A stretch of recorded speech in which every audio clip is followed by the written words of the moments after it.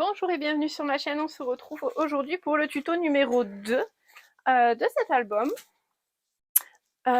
Du coup, on va rentrer très vite dans le vif du sujet. Pour cette page, on va faire comme pour les autres. Il nous faut réaliser notre pochette. Pour cela, vous avez besoin d'un morceau qui doit mesurer 23 par 21 et sur la mesure à 23, on réalise 2 plis aux extrémités de 1 cm. Donc moi, j'ai déjà prédécoupé ma page et fait mes plis hors caméra. Donc, fais mes plis. Tac. Là, je viens les marquer.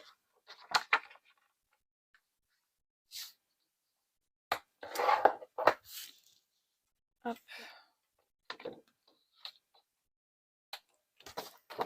Hein? Si vous avez suivi le tuto précédent,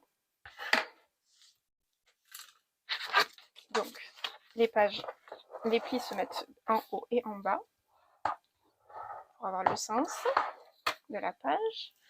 Ensuite, on a besoin, alors attendez, je le cherche, d'un morceau de 21 par 21, tout simplement pour pouvoir former notre pochette. Mais à cette pochette, on va lui faire un fond. Alors, c'est ma page 2 et il faut faire très attention là où on va poser notre rabat. Donc ma page 2 va venir comme ceci, se coller à la page 1. Du coup, mon rabat va venir sur ma gauche et ma fermeture et ma reliure ici. Et on marque un petit pli à 17. Voilà, environ. Enfin, un pli, n'importe quoi. Qu'est-ce que je raconte? Mais je suis devenue barjot ou quoi? On fait une petite marque sur le fond de cette pochette à 17 cm. Hop. Un petit repère pour pouvoir positionner notre col. Et donc,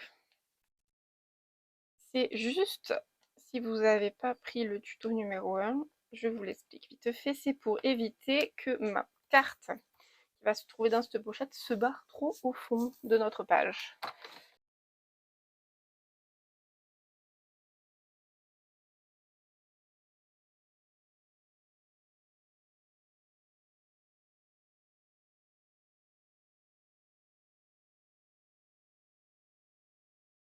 Fait, je mets 2 minutes de côté, le temps de préparer pour vous un morceau qui doit mesurer 22 sur 21 avec un pli à une extrémité de 1 cm. Ça, c'est pour faire notre double page. Donc, je marque mon pli. Je vise les angles. Et donc, j'avais fait ça pour une page. Soit vous venez coller, hop, comme ceci. Je dirais que celle-là, elle est vachement haute aussi. Soit on vient insérer la languette dans la pochette pour faire tout simplement une plus jolie finition ici. Alors, je sais pas pourquoi, c'est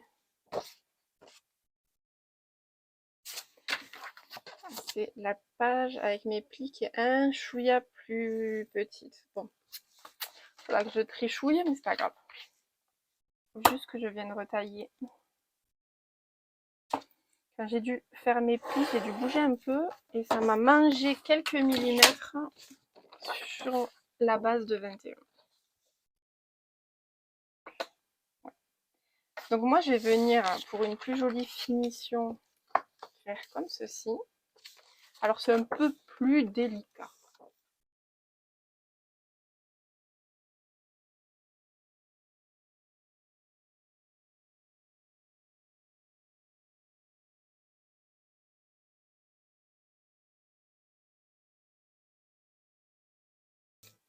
On va passer à la suite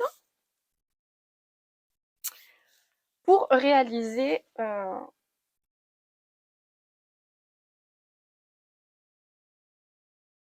Le cadre pop-up. J'ai eu un bug, excusez-moi.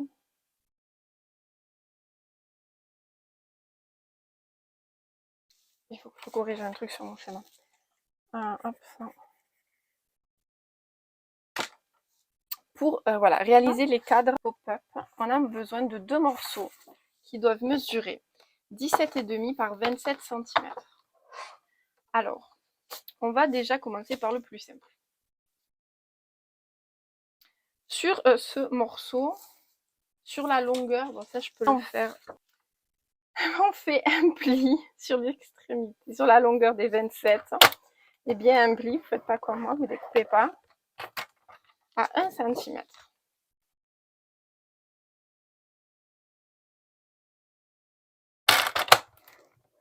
Voilà. Donc on obtient ceci. Et donc là, on fait un pli central à 13,5. Hop. Donc on obtient ceci. Cette partie, on la met de côté, on n'y touchera pas tout de suite. Là, on a besoin de nouveau du morceau qui mesure 17,5 par 27,5. Le second, on fait pareil, identique. Sur la mesure à 27, le long, c'était même pas sur la mesure à 27, au final, je dis n'importe quoi, et je vais dire à la personne qui me corrige, Adeline, tu veux que ce soit le chat qui te corrige? Mais vous m'avez compris, quoi. Voilà. En haut, en bas, au milieu. 13,5. Ça, on est bon. Alors là, par contre, moi, je vais prendre mon cutter. Et dans celui-ci, alors prenez l'intérieur. Donc ça, voilà. Prenez l'intérieur et on va faire des petites marques pour faire nos cadres et les vider. Alors, moi, je vais faire des cadres de 1,5 à chaque fois. Pour que quand même, on voie la photo. Alors, un plus gros cadre, c'est joli, certes, mais après, si on voit pas la photo qui est dedans, aucun intérêt.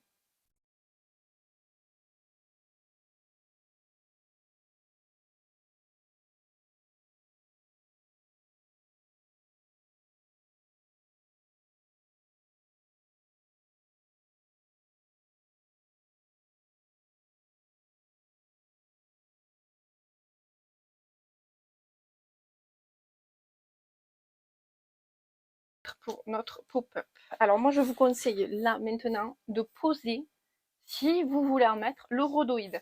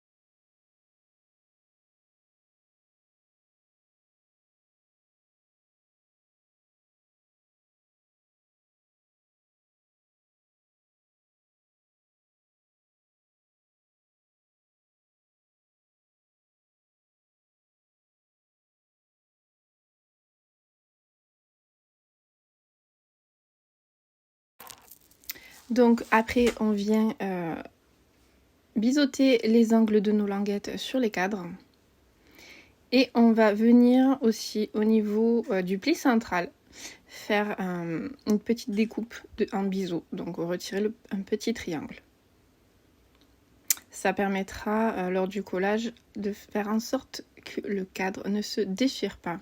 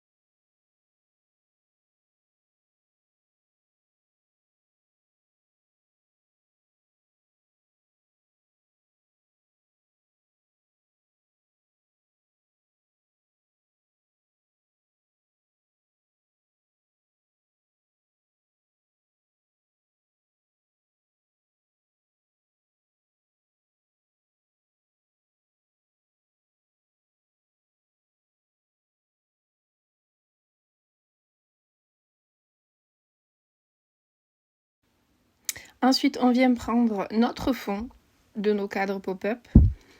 On vient marquer les plis des languettes.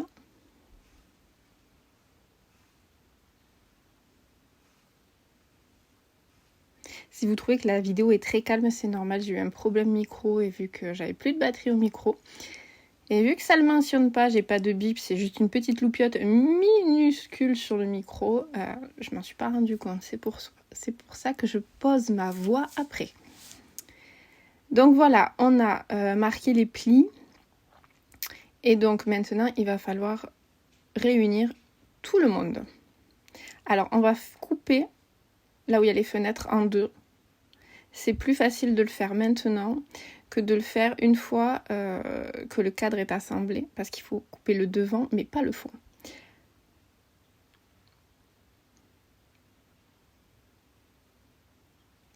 Donc, vous incisez bien sur votre pli.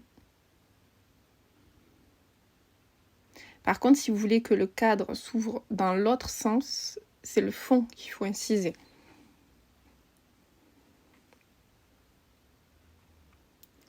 Et du coup, là, on va coller...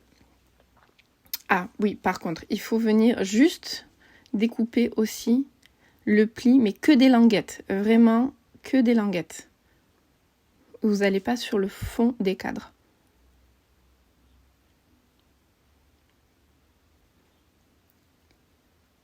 Et donc là, on va venir coller le tout. Je vous conseille de commencer soit par le haut, soit par le bas. Et ensuite de faire le décor de vos cadres, de votre fond aussi. C'est beaucoup plus simple quand tout n'est pas collé. Si vous voyez que votre languette touche un peu trop votre pli, vous savez comment on fait, on réduit un tout petit peu d'un petit millimètre. Ça permet que ça ne gondole pas au niveau du pliage. Sinon, ça ferait un truc tout caca, c'est pas joli.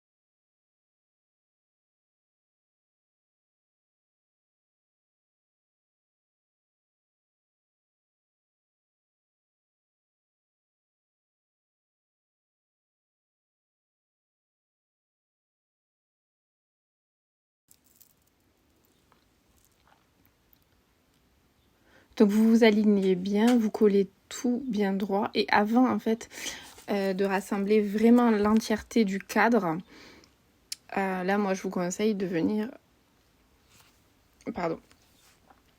décorer les fonds parce que c'est plus simple et de faire les cadres, la déco aussi des cadres. C'est beaucoup plus simple maintenant.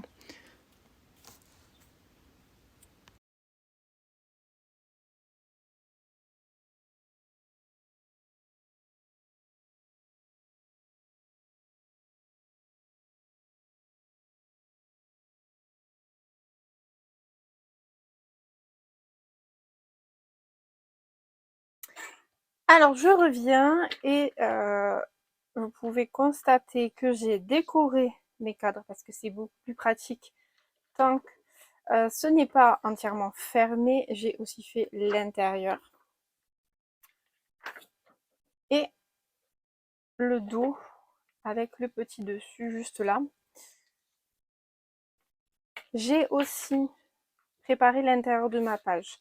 Alors j'ai décoré tout simplement au feeling avec les chutes de papier que j'avais, en gros hein, bien sûr. Et la seule différence par rapport à l'album Foliewart qu'on a ici, c'est que dans Foliewart, j'avais fait des cartes portefeuille qui s'ouvraient. Ici, j'ai fait simple, totalement simple. Voilà. Vous pouvez faire comme vous le souhaitez, pas de souci. De ce côté-là, ça ne changera pas grand-chose. On va, avant de coller nos cadres pop-up, on va réaliser le devant de la page parce que vous verrez que ça sera plus pratique tant que c'est entre guillemets bien plat. Du coup, pour ce devant de page, j'ai réalisé dans une feuille A4 que j'ai coupé dans la longueur en deux, donc 10 et demi, deux parties. J'ai fait un pli à 14 et demi. J'ai basculé ma page, j'ai refait un pli à 14 et demi, comme ça on se retrouve avec un double pli. Parce que, en fait, la mesure de ce double pli, elle est un peu... voilà, vous m'avez compris. Ça fait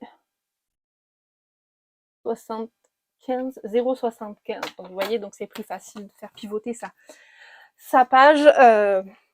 Voilà, c'est une petite astuce gain de temps et d'effort. Ensuite, donc, et pourquoi j'utilise maintenant cette technique-là? Alors oui, ça fait que des cartes en 14,5, on est bien d'accord.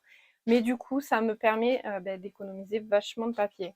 Là, j'ai 4 emplacements, alors que si je fais du 15 ou 15 et demi, eh ben, je me retrouve à devoir utiliser 2 feuilles à 4 pour avoir mes 4 emplacements. Donc c'est une économie de papier, voilà. Et puis c'est beaucoup plus rapide aussi à réaliser. Maintenant, pour positionner tout ça, alors là j'ai fait aussi une petite marque parce que je vais avoir ma fermeture. Je vais chercher, bougez pas, une bande de papier dans mes chutes que j'ai assez longue.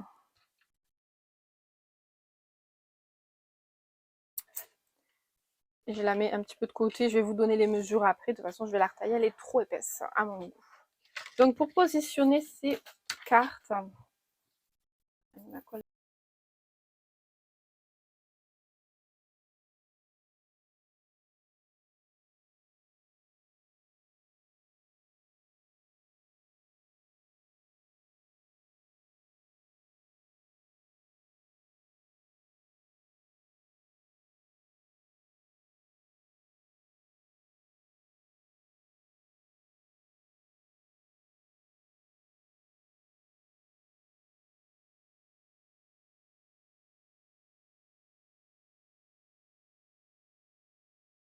donc voilà, ça c'est le positionnement de mes cartes. Je vais réaliser la languette de fermeture. Donc vous utilisez, vous utilisez la dimension que vous souhaitez. Donc moi je vais faire, hop, je vais pas la faire arriver au bout. Je vais pas la faire non plus.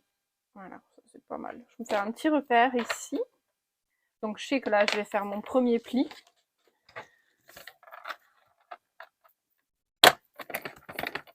Et Alors je vais peut-être la désépaissir un peu, je pense. Et je vais faire au moins 0,5 en double pli, hein, au moins. Un bon gros double pli.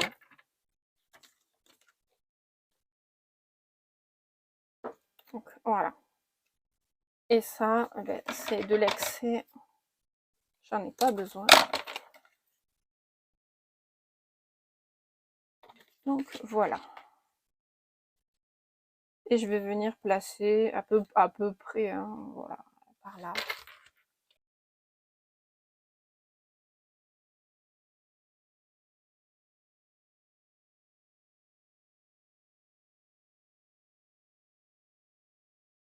Je vais vous montrer ce que je vais réaliser et on viendra ensuite poser notre pop-up des cadres. Allez, je reviens.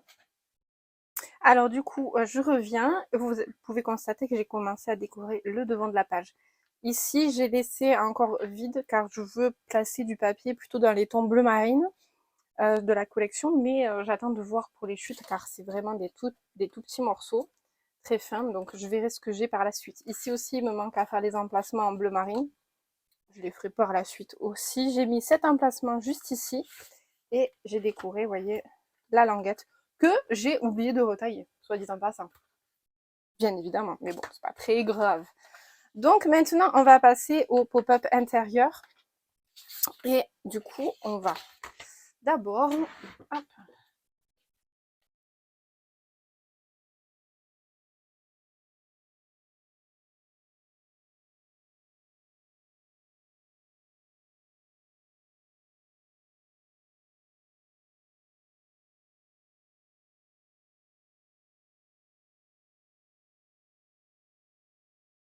faire, j'ai pas envie. Donc on place de la colle sur ces languettes. Ma pointe, il faut pas qu'elle soit sur le pli, juste au ras.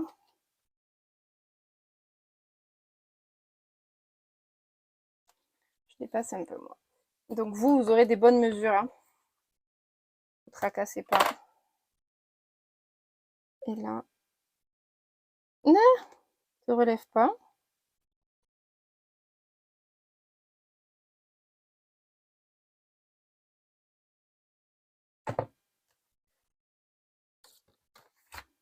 Oui, moi ça dépasse. Un chouïa. J'aurais fait des angles ronds, ça dépassait pas.